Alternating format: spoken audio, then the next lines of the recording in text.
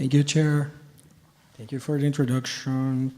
It's a pleasure to be here presenting my research to you in this amazing city, amazing country. So my name is Diego. I'm starting my third year as a PhD student at University of Calgary in Canada. And for the past couple of years, I've been working with antimicrobial use and antimicrobial resistance of bacteria isolated from mastitis. So the title of the presentation is this one that we have over here. It's the same one that you can find in your booklet. Association between antimicrobial use and resistance in non-aureus staph isolated from dairy herds. But if I may, let me make a minor modification to this title.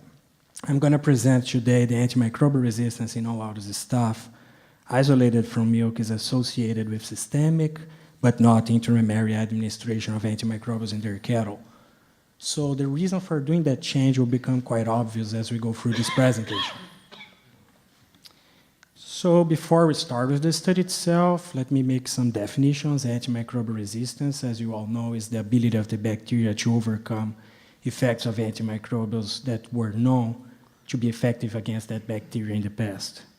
It's regarded as one of the most important threats to human and animal health globally, and is estimated by 2050 that near 10 million human deaths per year will be attributable to antimicrobial resistance if we don't do anything in the way that we're using antimicrobials nowadays. So since it's such an important disease, we have to try to understand the causes of antimicrobial resistance. And they are all related to the way that we've been using antimicrobials. Concerning us working with animals, the most important cause of antimicrobial resistance would be the overuse of antibiotics in livestock animals and also in fish farming. And because of this association between the use of antimicrobials in livestock animals and antimicrobial resistance, what we've seen nowadays is a dramatic increase in the number of advertises, the company advertising that their products were raised without the use of antibiotics. Whether that makes sense or not is kind of irrelevant, but because that is already happening, right? But it's important to notice that this is a trend going on. So when we shift our focus to the dairy industry and we ask ourselves, what is the dairy industry doing about antimicrobial resistance? I'm pretty sure you all know the answer. Is the introduction of selective dry cow therapy.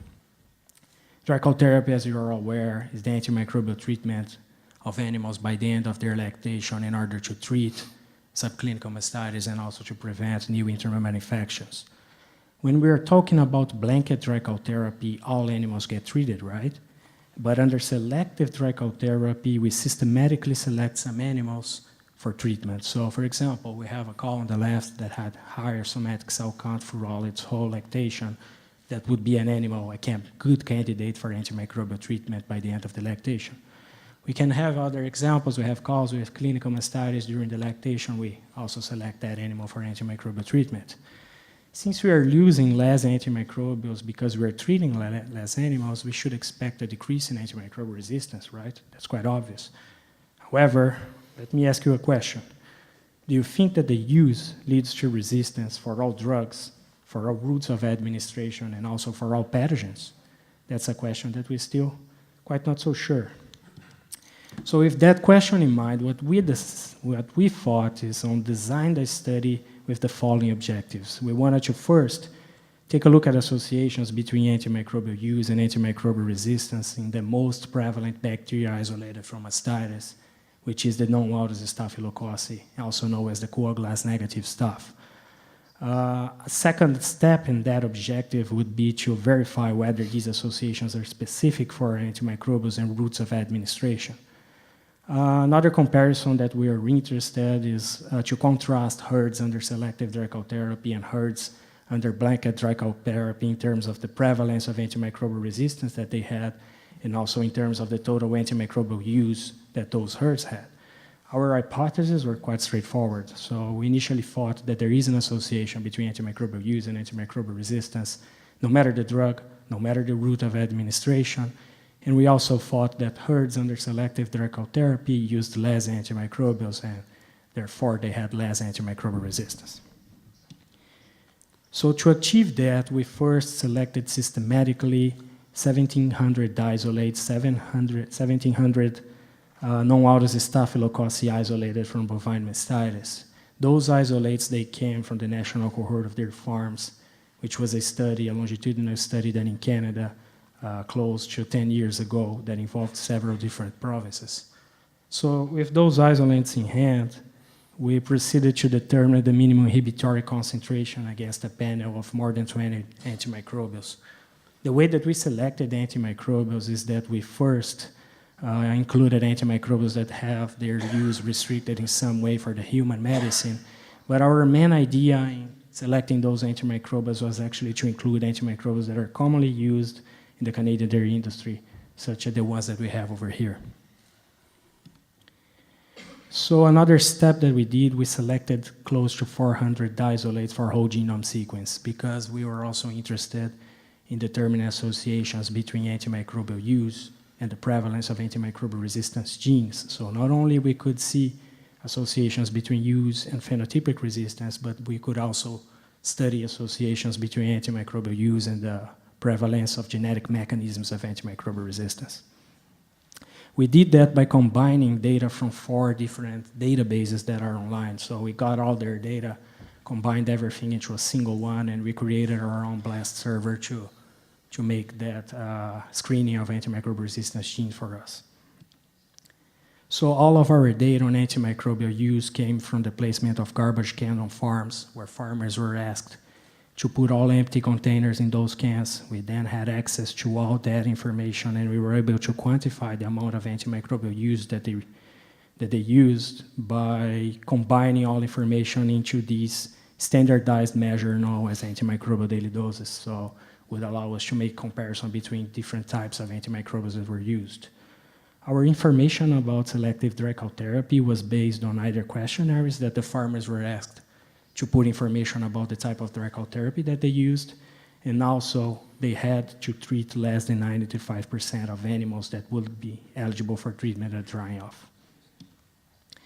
So now the fun part, the stats. When we were looking for associations between antimicrobial use and resistance, we modeled directly the prevalence of the antimicrobial resistance by using negative binomial models, where antimicrobial use, route of administration, type of direct therapy were all predictors in those analyses.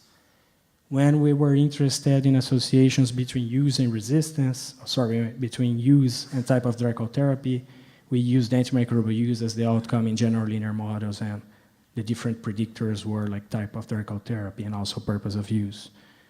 So jumping into the results, the first result that we got was not surprising at all.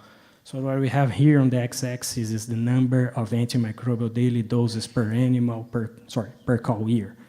In the y-axis, we have the prevalence of multi-drug resistant in that same bacteria, in the non-aureus staphylococci, and each dot in this graph is a herd. So what you can see is that the further we are to the right, the higher the prevalence of antimicrobial resistance. So in other words, herds that recorded more antimicrobial treatments, they had a higher prevalence of antimicrobial resistance. So what we concluded is that there was an association between antimicrobial use and antimicrobial resistance in non-aureus staphylococci. It was not surprising at all, right? But when we stratified that use into intramammary use and into systemic use, we have here on the left the same type of graph for intramammary use of antimicrobials, and we have to the right the same type of graphic for systemic use of antimicrobials. What you can see here is that increase is that like herds that recorded more antimicrobial therapies intramammarily had the same amount of antimicrobial resistance as herds that recorded less antimicrobial therapies intramammarily. And the same was not true for herds that recorded more therapy systemically. So what we concluded is, yeah, we can find an association between antimicrobial use and antimicrobial resistance in non-aureus staph, but that association is only true when antimicrobials were given systemically. Our next step was to look for the effect of the drug that was used, not only about the effect of the route of administration. This is a complicated graph, but what it means is like I have plotted here the relative risks associated with a unit increase in the number of antimicrobials administered systemically. So In simpler words, the farther you are to the right over here, the stronger is your association between antimicrobial use and antimicrobial resistance. When we first look at this graph, what we can see over here is that for penicillins, for third-generation cephalosporins, and for macrolides, the association between antimicrobial use and resistance was there. Whereas for the other drugs, we couldn't find anything. So 2 of these antimicrobials, third-generation cephalosporins and also macrolides, were given systemically. They were also associated with the prevalence of resistance genes. So that association between systemic antimicrobial use and antimicrobial resistance was true for 3 drug classes only, for penicillins, macrolides, and third-generation cephs. Let me add here that 2 of these drug classes are regarded as antimicrobials of the highest priority according to the World Health Organization. When we were comparing herds under selective directal therapy and herds under blanket directal therapy in terms of total antimicrobial use, and also in terms of antimicrobial use according to the route of administration, we noticed that herds under selective directal therapy used less intramammary antimicrobials, and makes sense. And they also used the same amount of systemic antimicrobials. But in the previous slide, I just showed you that intramammary administration of antimicrobials was not associated with the prevalence of antimicrobial resistance. Therefore, herds under selective directal therapy had the same prevalence of antimicrobial resistance in non-aureus staph as herds under blanket directal therapy. This result was very surprising to us as well. So our conclusions with our study were that the systemic use of antimicrobials was associated with the prevalence of resistance in non-aureus staphylococci. That association was dependent on the drug. The intramammary administration of antimicrobials was not associated with the prevalence of resistance in that same bacteria. Herds under selective directal therapy used less antimicrobials intramammarily, but the same amount of antimicrobials systemically. Since no association was found between the intramammary use and the antimicrobial resistance, they ended up with the same prevalence of antimicrobial resistance in this bacteria. So one implication would be that probably the adoption of selective directal therapy would not reduce the prevalence of antimicrobial resistance. However, we would have to make an assumption that our findings would hold longitudinally as well. Another way of seeing the same results is that adoption of selective directal therapy would not increase the prevalence of antimicrobial resistance either. So if you want more details about our study, you can find it on JDS. It was published this year. Please feel free to ask me any questions after this presentation or send me an email. I would be gladly take your questions. And I'd like to thank you all the sponsors, especially the Gustav Rosenberger Memorial Fund that I was awarded this year. And just a quick overview of our plans with this award. We plan on doing a very similar study, but with streptococci instead. And we want to then combine every piece of information that we have regarding associations between antimicrobial use and antimicrobial treatment with efficacy of the different treatment strategies that we have out there for treating bovine mastitis, and come with a tool that will be extremely useful for the dairy producer when choosing antimicrobial for our treatment of mastitis, that will have information on both the efficacy and also in keeping emergence of antimicrobial resistance as low as possible. So that's all I had for today. Thank you. Muito obrigado. Arigato.